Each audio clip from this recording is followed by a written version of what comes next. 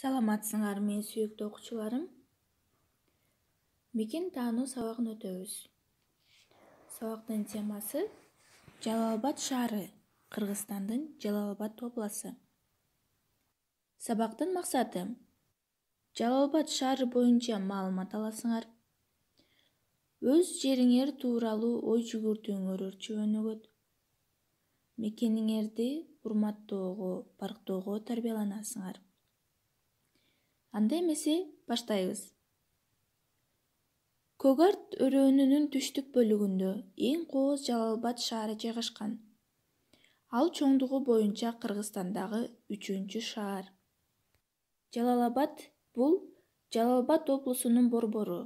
Облус пайдалуу кендерге, таш көмүргө, нефтиге, жаратылыш газына жана сурмага бай. Нарын дарыясына ГЭСтер курулган. Электр энергетикасы облустун өнөр жайынын маанилүү тармактарынын бири. Облустун калкы негизинен айылдарда жашайт жана айыл чарбасында иштешет. Азыркы кезде Жалал-Абаддын аймагында жылуулукту сүйүүчү өсүмдүктөр пахта, жүзүм, курма, мисте, коон, дарбыз, жаңгак өстүрүлөт. Жалал-Абад облусунун жаратылышы кайталангыс жана ар түрдүү. Жайы ысык, күзү салкын жана кышы жылуу. Облустун аймагында кооз жерлер, ири мөңгүлөр, суулар, шаркыратмалар, көркөмдүү Сары Челек жана Кара Көл көлдөрү бар.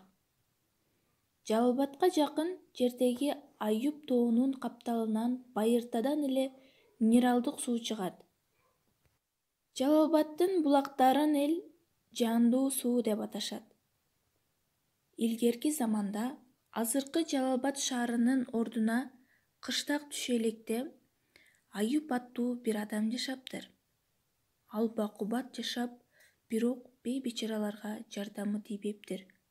Сараңдыгынын айынан, байлыгынан, үй жайынан айрылып, оорулуу болуп калат. Айып 40 жыл ооруйт. Ордунан тура албай калат. Бир күнү ага бейтааны шабышка келип, "Мен сени жанды суу менен айыктырам" деп аны өрөөндүн ичине ээрчитип барат да бир жерди көрсөтүп, "Ушул жерди оң бутуң менен катуу теп" дейт. Айып күйүлөнүп келип жерди тепсе, ал жерден ысык суу чыгат. "Эми сууга жуун" дейт абышка. Айып сууга жуунса, денесине күч-кубаты кайрылып келет. "Эми сол бутуң менен теп" дейт абышка. Сол буту менен жерди тепсе, муздак суу чыгат. Айып ал суудан ичет. Денесиндеги жарадан толук айыгып кетет. Ошондон улам Жалал-Абад курортунун бир булагы Айып булак деп аталып калыптыр. Ошондон бери ысык суусуна жуунуп, муздак суусунан ичкендер эч качан оорубайт. Бала-бакыраларын да ошого үйрөтөт.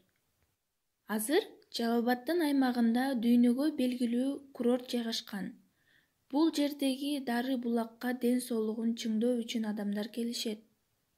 Жалал-Абаддын дагы бир суктанарлык жери атактуу жаңгак токою. Дүйнөдө ага теңдеши жок. Бул жөнүндө мындай бир уламыш айтылат. Арсланбаб. Байыркы заманда Мухаммед пайгамбардын алдында Арсланбаб деген адам кызмат өтөптүр. Ал өтө олбурлуу, абдан күчтүү адам болуптур. Бир күнү Мухаммед андан жер үстүндөгү бейиш үчүн ыңгайлуу жер табууну тапшырыптыр. Арсланбаб жер кезип издеп жүрүп, Көк Кашка тоо суусу шар аккан түштүктүн ушул кооз өрөөнүн тандаптыр. Бирок жер үстүндөгү бейиш үчүн бак дарагы аз экен. Арсланбаб багбан болуп, аерге көп дарактарды отургузат. Тоо капталдай алма, өрүк, кара өрүк, бадам, мисте, шабдаалы өсүп чыгат. Жаңгак баарынан көп экен. Дарактар тез эле жетилип, бүткүл өрөөн чатырман токойго айланыптыр. Уламышта ушул бак дарактар адамдын колу менен өстүрүлгөн деп айтылса да, иш жүзүндө бул реликтүү жапайы токой. Кийинчерээк Кыргызстандын Токой изилдеген окумуштууларды аларды жасалма жол менен көчүрүп көбөйтүшкөн. Бүгүнкү тема боюнча төмөнкү суроолорго жооп бергиле. Үйгө тапшырма: Жалал Абаддын кооз жерлери жөнүндө айтып бергиле.